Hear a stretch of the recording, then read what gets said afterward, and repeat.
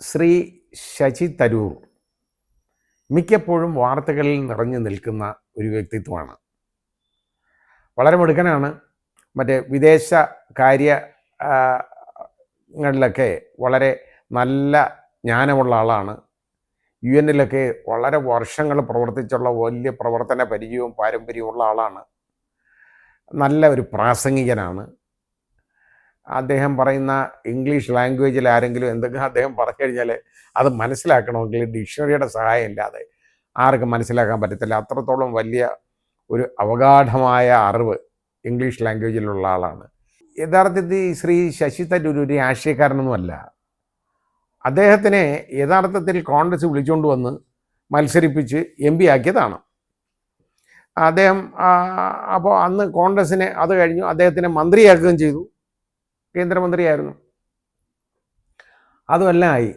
പിന്നെയും തുടർച്ചയായിട്ട് ആ MP സ്ഥാനം, തിരുവനന്തപുരത്തിൻ്റെ MP സ്ഥാനം അലങ്കരിക്കുന്ന ആളാണ്. ഈ കഴിഞ്ഞ ഇലക്ഷനിലും ഭൂരിപക്ഷം കുറഞ്ഞെന്ന് മാത്രമേ ഉള്ളൂ. പക്ഷേ അദ്ദേഹം രാജീവ് ചന്ദ്രശേഖർ അവിടെ മത്സരിച്ചെങ്കിൽ പോലും നന്നായിട്ട് പിടിച്ചു നിന്ന് അവിടെ ജയിച്ചു എന്നുള്ളതാണ്. പിന്നെ ഈ അടുത്ത കാലത്ത് അദ്ദേഹം ഈ കോൺഗ്രസ് പാർട്ടിയുമായിട്ടൊന്ന് ഇടയാനുള്ള കുറേ സാഹചര്യങ്ങളുണ്ടായി. ശ്രീ ശശി തരൂർ ആദ്യം കേരളത്തിൽ തന്നെ ഒരു ലൈം ലൈറ്റിൽ ഇറങ്ങാനുള്ള ഒരു ശ്രമം, ഈ പാർട്ടിയുടെ ഇതായിട്ട് കോൺഗ്രസിൻ്റെ നേതൃസ്ഥാനത്തേക്ക് വരാനുള്ള ഒരു ശ്രമം നടത്തി. അപ്പോൾ അതിനെ ഇവിടുള്ള കോൺഗ്രസ്സുകാർക്കെല്ലാം എതിർപ്പാണ് കേട്ടോ. എന്നാൽ ശശി തരൂർ എന്ന് പറയുന്ന ആൾക്ക് ഇതിൻ്റെ ആവശ്യം എന്തുവാ എന്നുള്ള രീതിയാണ് ഒരുപാട് പേര് പ്രകടിപ്പിച്ച ഒരു കാര്യം. അത് പിന്നെ അടുത്തത് അത് മാത്രമല്ല, ഈ AICCയിലെ അദ്ദേഹം യഥാർത്ഥത്തിൽ അതിൻ്റെ പ്രസിഡൻ്റായിട്ട് ആൾ ഇന്ത്യ കോൺഗ്രസ് പ്രസിഡൻ്റായിട്ട് മാറാനൊരു ശ്രമം നടത്തിയിരുന്നു. അദ്ദേഹം അതിൽ മത്സരിക്കുകയും ചെയ്തു. കുറേ വോട്ടുകളും വാങ്ങി. ശ്രീ മല്ലികാർജുൻ ഖാർഗെയായിട്ട് മത്സരിച്ചു. അദ്ദേഹം അതിൽ പരാജയപ്പെട്ടെങ്കിലും ഖാർഗെ ജയിച്ചു. പക്ഷേ അദ്ദേഹം ഒരു ശക്തിയാണ് എന്ന് അദ്ദേഹത്തിന് കാണിച്ചു കൊടുക്കാൻ പറ്റിയിട്ടുണ്ട്. ഇപ്പോൾ കോൺഗ്രസ് അത് കഴിഞ്ഞതിന് ശേഷം പിന്നെ ഉണ്ടായത് ഈ വിദേശ പര്യടനങ്ങൾ. അതായത് നമ്മുടെ ശ്രീ നരേന്ദ്രമോദി ഒരു പ്രഖ്യാപനം നടത്തി. നമ്മുടെ ഓപ്പറേഷൻ സിന്ദൂറിന് ശേഷം ലോകത്തിലെ മറ്റ് വലിയ പ്രമുഖ രാജ്യങ്ങളെയൊക്കെ ഇതൊന്ന് ബോധ്യപ്പെടുത്തണം, എന്താണ് ഇതിൻ്റെ കാരണം എന്നുള്ളതിനെക്കുറിച്ച് ബോധ്യപ്പെടുത്തണം, ഇന്ത്യയുടെ ഭാഗം ന്യായീകരിക്കണം. അതിന് ഒരു സർവകക്ഷി കമ്മീഷൻ എന്നുള്ള നിലയ്ക്ക് എല്ലാ രാഷ്ട്രീയ പാർട്ടികളിലെയും ആളുകൾ ഇന്ത്യക്ക് വേണ്ടി ഒന്ന് സംസാരിക്കാനായിട്ട് പോകണം എന്നൊരു തീരുമാനം അദ്ദേഹം എടുത്തു. അദ്ദേഹം ഓരോ പാർട്ടിയെടുത്തും ലിസ്റ്റൊക്കെ ചോദിച്ചു കൂട്ടത്തിൽ കോൺഗ്രസ് കൊടുത്ത ലിസ്റ്റിനകത്ത് യഥാർത്ഥത്തിൽ ശശി തരൂരില്ല എന്ന് വേറെ 4 പേരെ എഴുതി കൊടുത്തു. അത് അംഗീകരിക്കാതെ അതിൽ നിന്നുള്ള ആളുകളെയും എടുത്തിട്ടുണ്ട്, ആരെയൊക്കെ ഉൾപ്പെടുത്തി. പിന്നെ അത് കൂടാതെ ശ്രീ ശശി തരൂരിനെയും അതുപോലെ മറ്റ് ചില കോൺഗ്രസ് നേതാക്കളെയും ഒക്കെ കേന്ദ്ര ഗവൺമെൻറ് തിരഞ്ഞെടുത്തു. അതിന് കുറ്റം പറയാൻ പറ്റത്തില്ല. കാരണം കഴിവുള്ള ആളുകൾ വേണം. ഇന്ത്യയെക്കുറിച്ച് അവിടെ പറയാനാണ് പോകുന്നത്. അത് പറഞ്ഞ് ഫലിപ്പിക്കാൻ കഴിവുള്ള ആളുകളെ വിടണം. അതിന് പറ്റിയ ഒരാളാണ് ശശി തരൂർ. മാത്രമല്ല പാർലമെൻറ്റിലെ വിദേശകാര്യ ആ കമ്മിറ്റിയുടെ അതിൻ്റെ തലപ്പത്തിരിക്കുന്ന ആളാണ് അദ്ദേഹം. അതിന് യോഗ്യനായതുകൊണ്ടാണ് പ്രധാനമന്ത്രി അദ്ദേഹത്തെ അതിന് നിയോഗിച്ചു കഴിഞ്ഞപ്പോൾ അദ്ദേഹം കോൺഗ്രസിൻ്റെ അനുവാദമില്ലാതെ അവിടെ പോകാൻ പാടില്ല എന്നുള്ള ഒരു കാഴ്ചപ്പാടെടുത്തു. പക്ഷേ പുറത്ത് പറയാനും വയ്യ. കാരണം ഇന്ത്യയുടെ കാര്യം പറയാനായിട്ട് പോകുന്നതിന് തടഞ്ഞു എന്ന് പറഞ്ഞു കഴിഞ്ഞാൽ കോൺഗ്രസ്സിന് അത് വലിയ ക്ഷീണമായിട്ട് മാറും. അതുകൊണ്ട് അവരത് അനങ്ങിയില്ല, അങ്ങ് പോയി. അദ്ദേഹം പോയി. അതൊക്കെ വിജയകരമായിട്ട് അതെല്ലാം തീർത്തിട്ട് വന്ന് കണ്ടു. അവസാനം പ്രധാനമന്ത്രി അദ്ദേഹത്തിനെ നേരിട്ട് കാണുകയും ചെയ്തു ഇക്കാര്യത്തിൽ. അപ്പോൾ അങ്ങനെ ഇരുന്ന് ഏതായാലും അതങ്ങ് കഴിഞ്ഞു പോയൊരു അധ്യായം. കോൺഗ്രസിൻ്റെ അനുവാദമില്ലാതെ പോയി, പാർട്ടിയുടെ അനുവാദമില്ലാതെ പോയി എന്നൊക്കെയുള്ള ഒരു വർത്തമാനം വന്നെങ്കിലും അതങ്ങ് പുറത്ത് പറയാൻ ആർക്കും ധൈര്യമില്ലാത്ത വിധത്തിൽ അതങ്ങ് അമർന്നുപോയി. അങ്ങനെ ഇരുന്നപ്പോഴാണ് ഇവിടെ ഇലക്ഷൻ വരുന്നത്, അതായത് നിലമ്പൂർ ഇലക്ഷൻ വരുന്നത്. അപ്പോൾ നിലമ്പൂരിലെ റിസൾട്ട് മറ്റന്നാൾ വരും. അതുകൊണ്ട് നമുക്കൊന്നും പറയാനൊക്കുന്നില്ല. ഇലക്ഷൻ എങ്ങോട്ട് വരുന്നു എന്നുള്ളത് അത് ആയപ്പോൾ ആ ഇലക്ഷൻ്റെ അന്ന് തന്നെ ഇദ്ദേഹം ഒരു പ്രഖ്യാപനം നടത്തി, തരൂർ.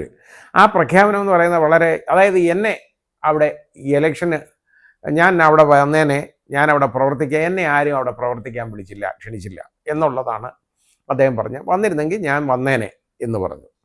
പക്ഷേ അത് ശരിയല്ല എന്നുള്ളത് ശ്രീ KC വേണുഗോപാലൊക്കെ വെളിവാക്കി. കാരണം കോൺഗ്രസ് പാർട്ടിയുടെ അതായത് AICC പ്രഖ്യാപിച്ച സ്റ്റാർ കമ്പൈനേഴ്സ് അതായത് താരപ്രചാരകരുടെ ലിസ്റ്റിൽ ശ്രീ ശശി തരൂരും ഉണ്ടായിരുന്നു. അപ്പോൾ തരൂർ ഇവിടെ ഇല്ലായിരുന്നുകൊണ്ട് തരൂരിന് വരാൻ പറ്റിയില്ല, അതുകൊണ്ടായിരിക്കാം വരാത്തത് എന്നുള്ള ഒരു കാഴ്ചപ്പാടാണ് അവരെടുത്തത്. എന്തായാലും ഒരു കാര്യം ചെയ്ത്, കോൺഗ്രസ്സിന് ഇപ്പോഴത്തെ പ്രശ്നം എന്ന് പറയുന്നത് ഈ തരൂരിനെ എങ്ങനെ കൈകാര്യം ചെയ്യണമെന്ന് അറിയാൻ വയ്യ, എന്ത് ചെയ്യണമെന്ന് അറിയാൻ വയ്യ.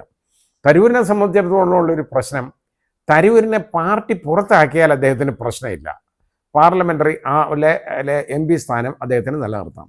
നേരെ മറിച്ച് അദ്ദേഹം അപ്പോൾ BJPയിലോട്ട് ഒന്ന് ചേക്കേറണം എന്ന് വിചാരിച്ച് അങ്ങോട്ട് പോവുകയാണെന്നിരിക്കട്ടെ, സ്വമേധയെ അദ്ദേഹം പോയി ചേർന്ന് കഴിഞ്ഞാലോ ഡിഫെക്ഷൻ, അതായത് ആൻറ്റി ഡിഫെക്ഷൻ ഒരു പ്രശ്നം വരും.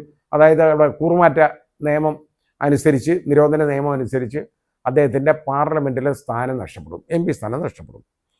അങ്ങനെ നഷ്ടപ്പെടുന്നത് അദ്ദേഹം ഇഷ്ടപ്പെടുന്നില്ല എന്നുള്ളതാണ്. അപ്പോൾ ഈ പാർലമെൻറ്റിലെ സ്ഥാനം നിലനിർത്തുക എന്ന് പറഞ്ഞു കഴിഞ്ഞാൽ ഏറ്റവും എളുപ്പമെന്ന് പറഞ്ഞു കഴിഞ്ഞാൽ അദ്ദേഹത്തിനെ കോൺഗ്രസ് അങ്ങ് പുറത്താക്കണം. ഇത് കോൺഗ്രസ്സിനറിയാം.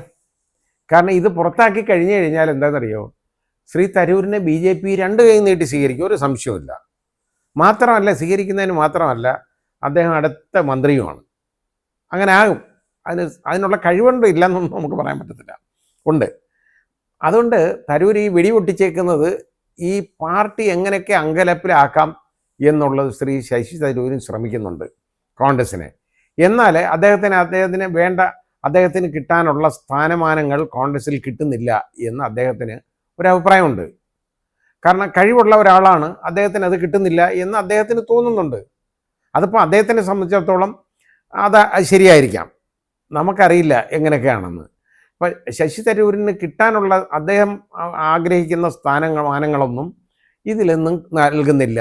അതിന് അദ്ദേഹത്തിന് ആ ഒരു പ്രമുഖ സ്ഥാനം അദ്ദേഹം അർഹിക്കുന്നുവെന്നും അത് അദ്ദേഹത്തിന് കിട്ടുന്നില്ല എന്നും അദ്ദേഹത്തിന് ഒരു പരാതിയുണ്ട്.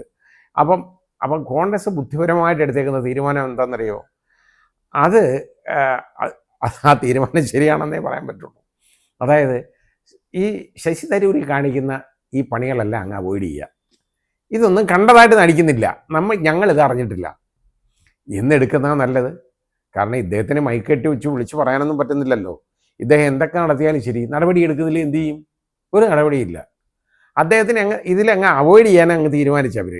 യഥാർത്ഥത്തിൽ അതൊരു വളരെ സ്ട്രാറ്റജിക്കായിട്ടുള്ള ഒരു മൂവാണ് കോൺഗ്രസിൻ്റെ ഭാഗത്തുനിന്ന് ഉള്ളത് എന്ന് നമുക്ക് കാണാവുന്നതാണ്. ഇല്ലെങ്കിൽ ഒരു MP നഷ്ടപ്പെടും, ഉറപ്പാണ്. ആ രീതിയിലാവും. അപ്പോൾ നോക്കുമ്പോൾ അത് കോൺഗ്രസ് ഇഷ്ടപ്പെടുന്നില്ല. അതുകൊണ്ട് അങ്ങനൊരു സംഭവം കഴിയുന്നിടത്തോളം ഒഴിവാക്കാനായിട്ട് അവർ ശ്രമിക്കുന്നുണ്ട് കോൺഗ്രസ്. അപ്പോൾ അവോയ്ഡ് ചെയ്യുക. ഇനിയിപ്പോൾ ശ്രീ തരൂരിന് ഹൈക്കമാൻഡിൻ്റെ അടുത്ത് ഇപ്പോൾ ഒന്ന് കാണാൻ പോകണം എന്ന് അദ്ദേഹം പറഞ്ഞിട്ടുണ്ട്. അവർ കാണുമല്ലോ എന്നുള്ളത് നമുക്കറിയാൻ വയ്യ. അപ്പോൾ അത് കാണാൻ തയ്യാറുണ്ട്. ഹൈക്കമാൻഡ് ചെറുതായിട്ടൊരു മൗനം അതിന് കൊടുത്തിട്ടുണ്ട്, മൗനസമ്മതം കൊടുത്തതായിട്ട് മനസ്സിലാക്കുന്നു. അങ്ങനെ വാർത്തകൾ വരുന്നത്. അപ്പോൾ അങ്ങനെയാണെന്നുണ്ടെങ്കിൽ ഇപ്പോൾ തരൂരിനെ വീണ്ടും പല ഇതേപോലെ തന്നെ വിദേശകാര്യവുമായിട്ട് ബന്ധപ്പെട്ട കാര്യങ്ങളിലേക്ക് ഒക്കെ ചർച്ച നടത്താനായിട്ട് UK, അതേപോലെ തന്നെ റഷ്യ തുടങ്ങിയ രാജ്യങ്ങളിലേക്ക് പോകുന്നുണ്ട്. അതൊരു 10 ദിവസം സന്ദർശനം എങ്ങാണ്ടുണ്ട്. അത് കഴിഞ്ഞതിന് ശേഷം അദ്ദേഹം മടങ്ങി വന്നിട്ട് ഇനി ഹൈക്കമാൻഡിനെ കാണുമായിരിക്കും. അപ്പോൾ എന്ത് നടപടിയാണ് അദ്ദേഹത്തിൻ്റെ പേർക്ക്, നടപടി വല്ലതും എടുക്കുമോ എന്ന് നമ്മൾക്ക് ഉറ്റുനോക്കിയിരിക്കാം. നടപടി ഒന്നും എടുക്കത്തില്ല എന്നുള്ളതാണ് എൻ്റെ പ്രതീക്ഷയും കണക്കൂട്ടലും. പിന്നെ ശ്രീ ശശി തരൂരിൻ്റെ അടുത്ത നീക്കം എന്തായിരിക്കാം എന്നുള്ളതിനെക്കുറിച്ച് അതും നമുക്ക് കാത്തിരുന്ന് കാണേണ്ടതാണ്. കാരണം അദ്ദേഹത്തിൻ്റെ മനസ്സിലിരിപ്പ് എന്താണെന്നോ അദ്ദേഹം എന്ത് ചെയ്യുമെന്നോ ആർക്കും പ്രെഡിക്റ്റ് ചെയ്യാൻ പറ്റുന്നില്ല. അതാണ് ഇപ്പോഴുള്ള ഒരു സ്ഥിതിവിശേഷം.